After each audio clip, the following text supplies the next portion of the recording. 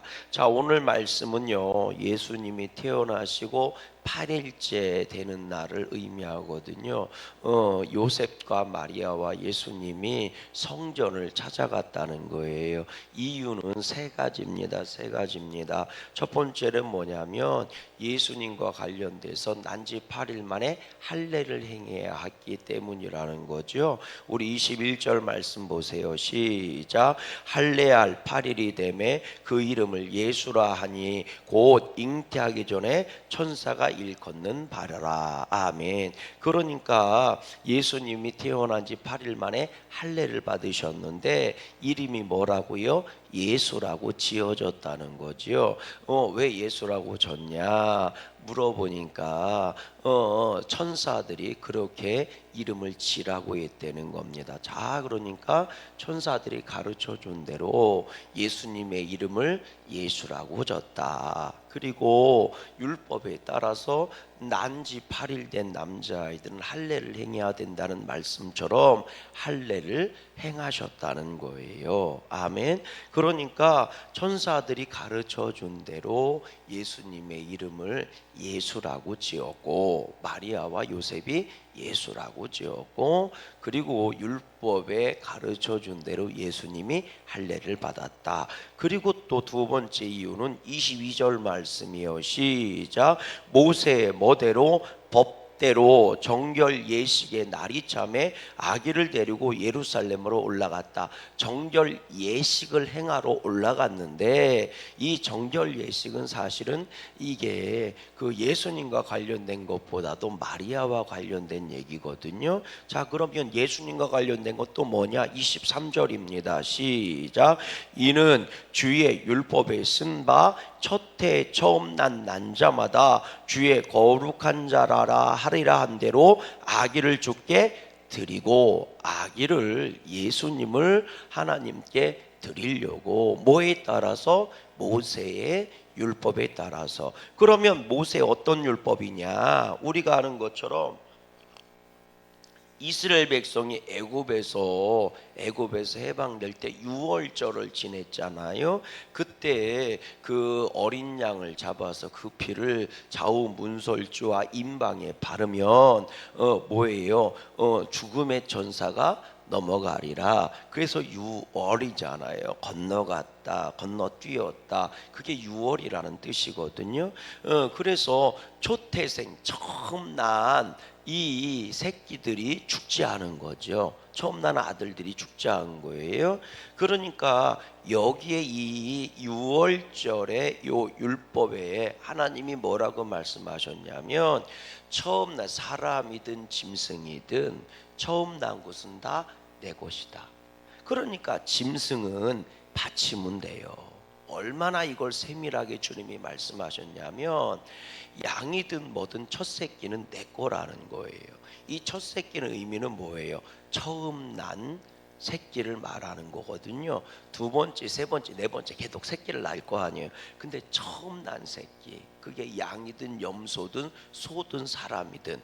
근데 얼마나 디테일하게 주님이 말씀하셨냐면 만약에 소는지 양이든지 처음 새끼를 낳는데 이 새끼가 하나님께 드릴 수 없는 새끼야. 쉽게 얘기하면 부정한 새끼라고요. 새끼 하니까 이상한데 뭐라고 해야 돼? 새끼라고 표현하는 게 맞는지 자꾸 새끼 하니까 이상해. 그 여하튼 처음 난 이 새끼인데 부정하다는 건 뭐냐면 제물로 바칠 수 없는 것들이 있단 말이에요. 예를 들어서 병들었거나 피로해졌거나 혹은 말이죠 생식 기능을 상실했거나 고자를 말하는 거예요. 생식 기능을 상실했거나 혹은 뭐 태어날 때부터 뭐 이 장애를 갖고 태어날 수도 있잖아요. 이 짐승들이라 할지라도 이해가 되시죠? 그런 거 못 드린단 말이에요. 제물로 못 드린단 말이에요. 그러면 혹은 첫 새끼를 낳았는데 시름시름 앓다가 죽었다든가 이러면 제물로 드릴 수가 없잖아요. 죽은 건 드릴 수가 없으니까. 그러니까 그런 거는 대신 다른 거로 드려야 된단 말이에요. 그러니까 이거는 하나님의 의지거든요. 꼭 내 것이다. 나한테 바쳐야 된다. 깨달아지십니까? 내 것으로 바쳐야 된다는 거예요. 그러면 사람은 어떻게 하느냐? 사람은 그럼 하나님께 바쳤다. 그렇게 해서 소위 이제 그 나신으로 드리기도 했지만, 그러나 그 사람은 그렇게 제물로 바칠 수 없으니 첫 새끼를 낳으면 그 새, 다시 말하면 그 값을 그 뭐예요? 제물로 바칠 수 있는 거예요. 그래서 성전 세겔로 5세겔을 바쳐라. 은으로 5세겔을 바쳐라. 이렇게 규정되어 있어요. 민수기 말씀에 보면. 그래서 짐승이 나면 짐승은 그냥 바치면 되지만, 사람이 태어나면 사람은 바칠 수가 없는 거니까 그것은 5세겔, 성전 세겔로 은 5세겔로 바쳐라. 이렇게 나온단 말이에요. 이거는 누구의 몫이냐? 레위인의 몫이다. 왜냐하면 레위인은 첫 새끼든 둘째 자식이든 셋째 자식이든 다 하나님께 바쳐진 것이기 때문에. 이해가 되세요? 할렐루야. 이게 민수기에 나오는 말씀이에요. 그래서 레위인들 몫이다 이렇게 나와요. 그러니까 레위인들은 첫 번째 아들이든 둘째 아들이든 상관없이 다 성전에 가서 일해야 되거든요. 그러니까 이 레위인들은 군대의 수로 들어가지를 않아요. 군대의 숫자로 들어가지 않고, 그리고 모든 지파의 그 자녀들은 첫 새끼가 태어나면 사람이면 성전세로 바치고, 그게 이제 대속물이지요. 대신 속한 제물로 바치는데 5세겔이에요. 그 5세겔이 얼마 정도 되느냐? 제가 이렇게 찾아본 게 싸지는 않아요. 예, 제가 이렇게 찾아보니까 은으로 세겔을 계산하거든요. 그럼 그 당시로 얘기하면, 그 시대로 얘기하면 한 세겔이, 은 한 세겔이 얼마냐면 노동자의 4일품 값입니다. 노동자의 4일품 값. 그러면 얼마 정도? 5세겔이니까 20세겔이 되는, 5세겔이니까 20일이 되는 거잖아요. 4, 5, 20이니까. 그러니까 노동자가 20일 동안 일할 수 있는 값이에요. 그러면 얼마 정도 돼요? 요즘 뭐 일당 10만 원씩 계산하면 200만 원이 되겠죠. 그죠? 예, 그러니까 싼 거는 아니야. 뭐 드린다고 맘 먹으면 못 드릴 거는 아니지만 싼 거는 아니에요. 예. 그러니까 하나님이 요거는 꼭 그렇게 해야 된다라고 규정을 율법으로 해놓으신 거예요. 그러니까 그걸 얘기하는 겁니다. 예수님이 뭐예요? 예수님 첫 번째 아들이잖아요. 아니 마리아하고 요셉의 첫 번째 아들이잖아요. 그러니까 그 얘기예요. 그래서 첫 해에 처음 난 자마다, 첫 해에 처음 난 그 첫 번째 태에서 처음 난 첫 번째 장자인 거죠. 쉽게 얘기하면 장자는 주의 거룩한 자라 하리라 한 대로 아기를 주께 장자니까 드리려고 갔다. 그럼 예수님을 드리는 건데 대신에 뭐로 드리겠어요? 이 성전 세겔로 드렸을 거란 말이죠. 이해가 되시죠? 그런데 이거는 그렇게 정해진 거니까 꼭 그렇게 가난하든 부하든 다 그렇게 드려야 되는 거예요. 가난하든 부하든. 우리들로 얘기하면 뭐 그런 거 가겠죠. 뭐 첫 재물이다. 뭐 이래서 첫 번째 받은 뭐 월급을 드리고 뭐 이런 개념들이겠죠. 뭐 이렇게 얘기하면, 그러니까 양도 그렇게 드려야 된다. 소도 그렇게 드려야 된다. 이런 거예요. 근데 자 24절 또 읽어보세요. 24절 시작. 또 주의 율법에 말씀하신 대로 산 비둘기 한 쌍이나 혹은 어린 집비둘기 둘로 제사하려 함이었더라. 요건 뭐냐면 마리아의 정결 예법이에요. 그러니까 아들을 낳으면 8일 한 일에 7일 지나고 나서 8일째에 여인의 정결 예법에 따라서 정결 예식을 드려야 돼. 왜냐하면 아이를 낳으면서 여인들이 뭐를 해요? 피를 흘리잖아. 이 하혈이잖아요. 그러니까 하혈을 할 때 쉽게 얘기하면, 우리들로 얘기하면 월경을 할 때 혹은 이 부정하다 이렇게 해서 뭐예요? 제사를 드려 정결 예법에 따라 요 규정들이 있잖아요. 근데 이제 아이를 낳았을 때도 하혈을 같이 하기 때문에 정결 예법에 따라서요 7일 한일이죠 8일째에 속죄 제물을 드려요. 그리고 여자아이를 낳으면 2일입니다. 15일, 14일 지나고 15일째 그 제사를 속죄 제사를 드려요. 그리고 나서 남자가 동침하지 못하는 기간을 정해놔요. 이거는 단순히 그냥 막 그 여자들을 부정 이런 의미가 아니라 여성을 보호하기 위한 법이거든요. 근데 그 기간을 가만히 살펴보면 우리나라에서 그 애들 낳고 몸조리하는 거 있잖아요. 그 기간하고 비슷해요. 요게. 그래서 그런 의도로 이게 만들어졌다 이런 건데 단순히 여성 차별적인 법이 아닙니다. 그 시대로 가면 이건 엄청난 혁명적인 법이에요. 사실은 그 시대로 들어가면 여성들의 인권을 엄청 보호하는 법입니다. 이게요. 사실은 우리가 구약의 율법을 이렇게 들어가 보면요, 요즘 시대로 보면 말도 안 돼, 성차별이야 이렇게 받아들일 수 있는 내용들이 있는데 그게 아니에요. 그 시대로 가야 돼. 그 법이 제정했던 그 시대로 가면 여성들에 대해서 엄청 보호한 법입니다. 그 시대로 가면요 웬만한 사람들은 남자들은 받아들일 수 없을 만한 혁명적인 법입니다. 예. 그러니까 참 사람들이 자기 수준으로 성경을 본다고요. 안타까운 내용들이 많아요. 사실 들어가 보면 오해할 만한 내용들이. 자, 그런데 요거는 이 양으로 드리는 거거든요. 원래는 양이나 이런 걸 갖고 드려야 되는데 딱 나와요. 가난한 사람, 양으로 드릴 수 없는 사람은 비둘기로 드려라. 이렇게요. 그러니까 여러분 생각해 보세요. 요셉과 마리아의 형편이 좋지 않았다는 거예요. 그러니까 비둘기를 갖고 제물을 드려. 원래는 일반적으로는 양으로 드립니다. 일반적으로는 다 양으로 드리는 거예요. 그런데 가난한 사람은 양으로 드릴 수 없을 사람들은 비둘기로 제물을 드려라 이렇게 나와요 성경에. 그러니까 마리아와 요셉의 집안 형편이 좋았다는 거예요, 안 좋았다는 거예요? 안 좋았다는 거예요. 가난했다는 거예요. 굉장히 가난했다는 겁니다. 사실은 그런 걸 우리가 볼 수가 있어요. 그런데 여러분 잘 아시는 것처럼 지금 예수님이 누구예요? 만왕의 왕이시잖아요. 그리고 지금 성령으로 잉태되신 거잖아요. 아멘이십니까? 그럼에도 불구하고 예수님이 육체에 할례를 해요. 모세 율법에 따라.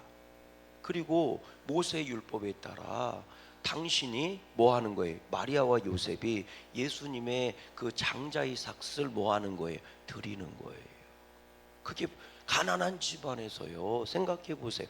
양을 살 수가 없어서 비둘기를 바치는 가난한 집에서 여러분 그 당시에 노동자의 그 20일 품값이면 하루 벌어서 하루 벌어 먹어서 하루 먹는 사람들인 거예요. 쉽게 얘기하면 마리아와 요셉의 집안의 형편이 하루 벌어서 하루 먹고 사는 사람들이라고요. 그의 직업이 목수였으니까. 그런데 이스라엘 백성에게 있어서 목수보다 대접을 받는 게 석수들입니다. 석공들이에요. 석공이라고 그러죠. 목공일을 하는 사람보다 사실은 저기 하는 사람이 돌멩이 갖고 다루는 사람이 훨씬 더 돈을 많이 벌던 시대예요. 이 시대가. 왜냐하면 이쪽 지역은 나무를 갖고 하는 게 흔한 게 아니에요. 그럼 나무 갖고 하는 게 뭐 집 짓고 사실은 벽도 다 돌로 싸고 돌집이에요. 돌집이고 흙집이고 이렇게 가는 거죠. 여러분 생각해 보세요. 목수가 할 수 있는 일이 우리는 집 짓는 일. 우리니까 그런 거지. 나무를 많이 쓰는 거니까. 이스라엘은 나무로 집 짓는 게 아니에요. 그러면 목수들이 주로 하는 게 뭐였느냐? 테이블, 탁자 만들고 의자 만들고 뭐 이런 일 해주는 거예요. 큰 돈을 버는 게 아니에요. 근데 여러분 생각해 보세요. 웬만하면 이 당시 무슨 가구를 만들고 이런 시대가 아니니까 그런 거 웬만한 사람들 뚝뚝뚝딱 만들 줄 알아요. 그러니까 이런 데서 유추해 볼 때 예수님의 집안이 마리아와 이 요셉의 그렇게 잘 먹고 잘 사는 집안이 아니었던 거예요. 아주 가난한 하층민 계열이었던 거죠. 그러니까 피곤했을 거예요, 삶이. 그러니까 혹자는 그런 얘기예요. 예수님이 30살에 사역을 시작한 게 어쩌면 집안이 먹고 살 거를 만들어 놓고 나와야 되기 때문에 그랬을 수도 있다, 이렇게 얘기하는 분들도 있어요.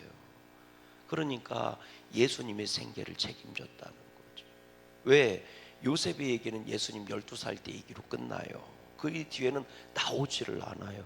그러니까 유추하는 겁니다. 요셉이 일찍 죽었을 거다. 그러니 누가? 예수님이 첫 아들이잖아요. 장자잖아요.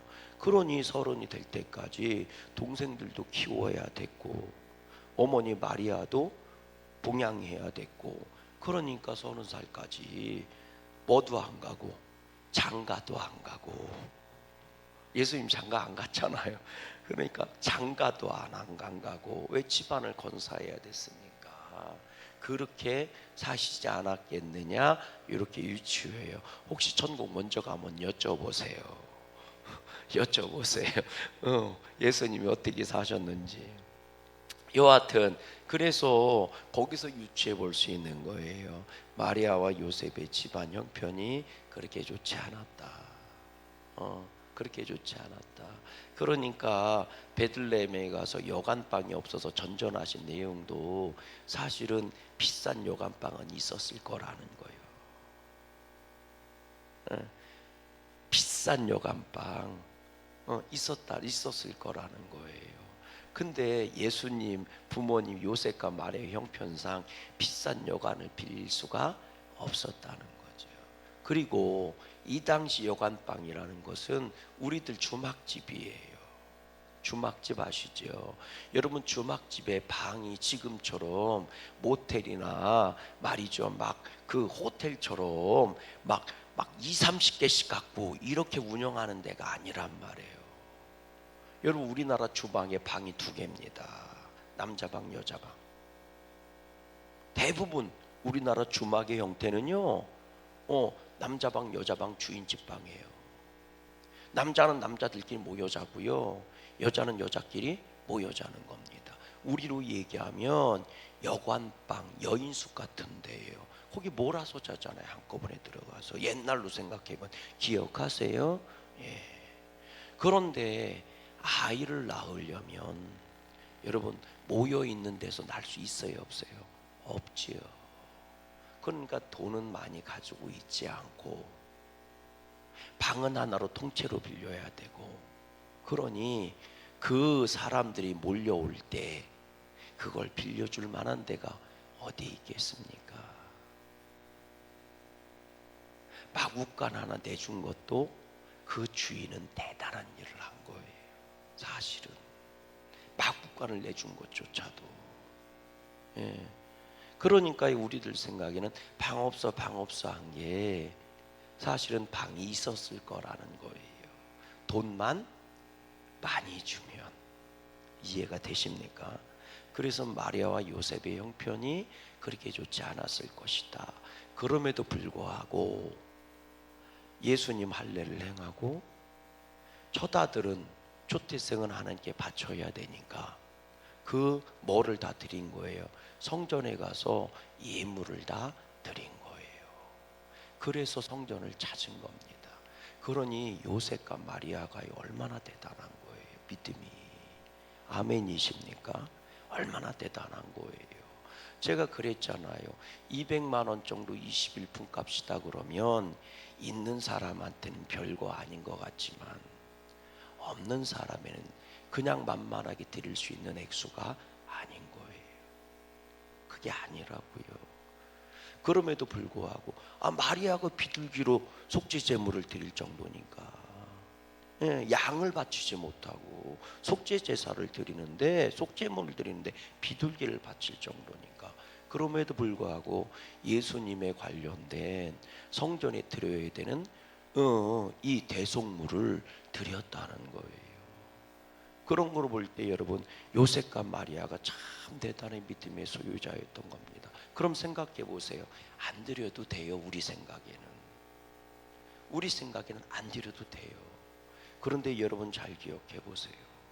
예수님이 요단강에 가셔서 세례 요한한테 세례를 받을 때 세례 요한이 뭐라고 얘기해요? 내가 당신한테 세례를 받아야 되는데 어떻게 내가 당신한테 세례를 줄 수 있냐? 당신은 그리스도고 메시아인데 내가 받아야 영광이지. 그때 주님이 하신 말씀이 뭐예요? 하나님의 일을 이루어지게 하려 함이다.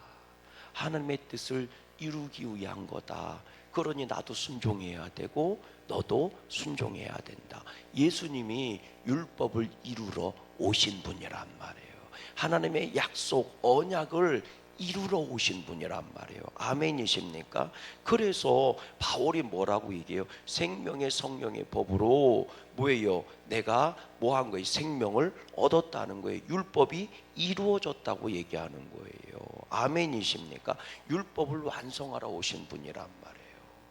그러니까 사실 마리아와 요셉의 입장에서는요, 안 바쳐도 돼요. 우리들 생각에는. 근데 그게 아닌 거예요. 예수님이 태어나실 때부터 그 이름을 예수라 하라, 인류를 구원할 자라. 그건 소갈맹이에요.